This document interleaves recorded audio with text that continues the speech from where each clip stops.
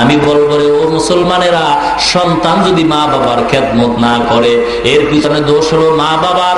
কারণ দুনিয়াতে সন্তান আসার পরে মা বাবা সন্তানের হক আদায় করে নাই, যার কারণে বড় হইয়া সন্তানও মা বাবার হক আদায় করে না।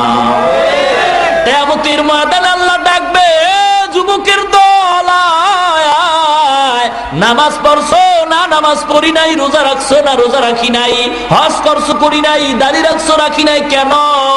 তখন সন্তান মা বাবার বিরুদ্ধে আল্লাহর আদালতে মামলা দায়ের করবে, রব্বানা ইন্না আতা'না সাদাতানা ওয়া কুবারানা ফাআদাল্লুনাস সাবিলা।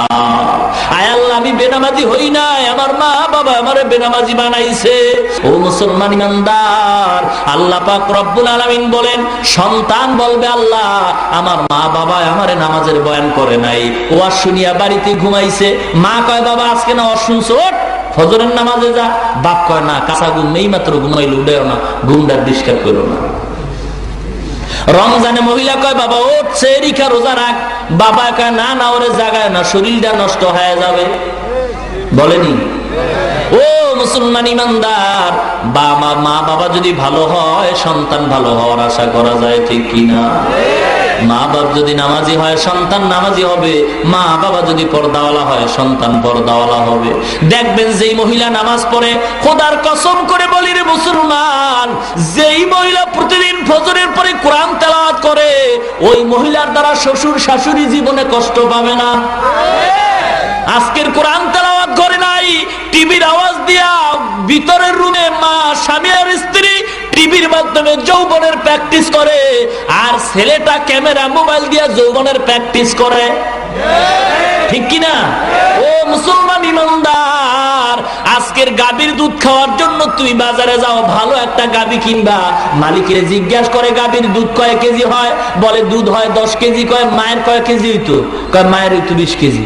এবার চিন্তা করে, মায়ের যদি 20 কেজি হয় তো বাচ্চাটার 10 কেজি হওয়া স্বাভাবিক। যেই গাভীর দুধ তুমি খাইবা, শরীরটারে মানাইবা, ওই গাভীর মায়ের খবর নিলা গাভী কিনার সময়। আর যেই মেয়েটারে নিয়ে তোমার দাম্পত্য জীবন সুখের ঘর করবা, ওই জিজ্ঞেস করা দরকার ছিল, ও ঘটক ভাই, উকিল ভাই, বলো এই মেয়েটারে যে বিয়া করবো, ওর মা নামাজ পড়ে কিনা, ওর মা পর্দাওয়ালা কিনা, ওর মা কোরআন পড়নেওয়ালা কিনা? কারণ মা যদি কোরআন পড়নেওয়ালা হয় বাচ্চাটাও কোরআন পড়নেওয়ালা হবে, মা যদি নামাজি হয় সন্তানটাও নামাজি হবে, ঠিক কিনা? মুসলমান ইমানদার, এবার যেই মহিলা নামাজ পড়ে, আজান হয়ে গেছে, ওর বাচ্চাটাও দেখবেন পরীক্ষা করিয়া আসরের আজান হয়ে গেছে, মা নামাজের মুসাল্লায় দাঁড়ায় গেছে, বাচ্চাটাও কিনারায় দাঁড়ায় গেছে নামাজের জন্য। মা হাত বাইদা ঠোঁট নাড়ায় কেরাত পরে, বাচ্চাটাও মুখের দিকে তাকায় ঠোঁট নাড়ায়। মা যখন রুকুর ভিতরে যায় বাচ্চাটাও রুকুর ভিতরে যায়, মা যখন সেজদায় যায় সন্তানটাও সেজদায় যায়, সন্তানটাও ঠোঁট নাড়ায়। আল্লাহ পাকের কুদরতি অন্তরে ডোস মেরে যায়, ডাক দিয়া কয় ও ফেরেশতারা, বাচ্চা ঠোঁট নাড়ায় কেন? বলে ওর মা ঠোঁট নাড়ায়। বলে ওর মার কি কয়? বলে ওর মা বলে সুবহানা রাব্বিয়াল আলা, সুবহানা রাব্বিয়াল আলা। আল্লাহ বলেন ফেরেশতারা লেখো, বাচ্চাটাও বলে সুবহানা রাব্বিয়াল আলা। মায়ের আমল নামায় বাচ্চার সবগুলি পৌঁছায় দাও। আল্লাহ পাক রব্বুল আলামিন বলে, ও দুনিয়ার ইমানদার, মা বাপ যদি নামাজি হয় সন্তান নামাজি হবে। কোরআন নাই হাদিস নাই, একদল রাস্তাঘাটে বলে নামাজ না পড়লে কি হবে? ইমান তো ঠিক আছে, আসেনি? নামাজ নাই রোজা নাই, আল্লাহকেও মাঝে মাঝে গালি দিতে দেরি করে না, এমন পাবলিকও আছে। কি বলে, আল্লাহর চোখ নাইনি, খালি আমারই দেখে, আর কেউ দেখে না। নামাজ নাই রোজা নাই বলে জান্নাতে যাব সম্ভব? নামাজ ছাড়া যদি জান্নাত পাওয়া যাইতো, নবী এত কষ্ট করে নামাজ পড়ার কোনো দরকার হতো না। মুসলমান ইমানদার, আল্লাহ পাক রব্বুল আলামিন বলে, ও পয়গম্বর, স্লোগান দিলে মুহাব্বত হয় না, মুহাব্বতের মাপকাঠি দিয়া দেন। আল্লাহকে ভালোবাসার মাপকাঠি পয়গম্বরের মুহাব্বত, নবীকে ভালোবাসার মাপকাঠি কি? ক্বালা রাসূলুল্লাহ সাল্লাল্লাহু আলাইহি ওয়াসাল্লাম, কুল্লু উম্মতি ইয়াদখুলুনাল জান্নাহ। বোঝা গেল নবীর মুহাব্বত তোমার অন্তরে নাই। বলে টুপি মাথায় না দিলে অসুবিধা কি?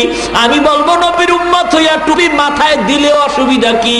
যারা বলে লম্বা জামা পর না পরলে অসুবিধা কি, আমি বলবো মুসলমান হিসেবে লম্বা জামা পরলে অসুবিধা কি? যদি বলেন অসুবিধা নাই, আমি অনুরোধ করি পায়ে হাত দিয়া বলি, যারা টুপি দেখতে পারেন না, যাদের কাছে টুপি খারাপ লাগে, যাদের কাছে লম্বা জামা খারাপ লাগে, আমি অনুরোধ করি বারবার হাতে পায়ে ধরিয়া বলিয়া যাই, মরণের আগে আপনার ছেলেরে বলবেন, ও ছেলেরে, দুনিয়ার জমিনে আমি টুপিওয়ালা দেখতে পারতাম না, লম্বা জামাওয়ালা দেখতে পারতাম না, ওসিয়াত করে যাই, মরণের পরে কোন টুপিওয়ালা দিয়া আমার জানাজার নামাজ পড়াবি না। ও মুসলমান, যাদের কাছে টুপি ভালো লাগে না, লম্বা জামা ভালো লাগে না, কোরআন হাদিস ভালো লাগে না, এদের কবরের সামনে কোরআন পড়ে কোনো লাভ নাই, এদের ওসিয়াত করে যাওয়া দরকার, টুপিওয়ালা আমার দিয়া জানাজা দিবি না। আল্লাহকে বেজার করিয়া কোনো মানুষের আনুগত্য করা যাবে না, আল্লাহর নবীকেও বেজার করিয়া কোনো মানুষের কথা মানা যাবে না। যাবে কি? আমি আমার মা বাবারে মানি যদি তারা আল্লাহ এবং নবীকে মানে, ঠিক কিনা? আমি আমার মা বাবাকে মানি না যদি দেখি আমার আল্লাহকে এবং নবীকে তারা মানে না। ও মুসলমান ইমানদার, আমার পীরকে আমি মানি যদি দেখি সে আমার নবীর সুন্নাত মানে, যদি দেখি পীর আমার নবীর সুন্নাত মানে, আমি পীরকেও মানি না। মুসলমান আল্লাহকে বেজার করিয়া মা বাবার কথা মানা হারাম, আল্লাহকে বেজার করিয়া বাবার কথা মানা হারাম, আল্লাহকে বেজার করিয়া উস্তাদের কথা মানা হারাম, আল্লাহকে বেজার করিয়া পীরের কথা মানা হারাম, আল্লাহকে বেজার করিয়া বিবির কথা মানা হারাম। দাড়ি কাটলে আল্লাহ বেজার হয়, বিবি খুশি হয়, এখানে হবে ইমানের পরীক্ষা। গাছ যদি ভালো হয়, ফল ভালো হয়, সরকার যদি ভালো হয়, জনগণ ভালো হবে। কথা বলে না কেন?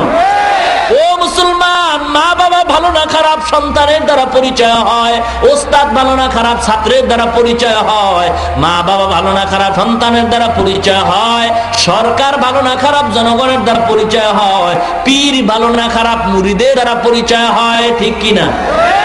মুরিদে যদি বিড়ি টানে বুঝবেন পীরের দলে গাঞ্জা টানে, মুরিদে যদি প্রস্রাব করে পানি না লয় বুঝতে হবে পীরের দল পায়খানা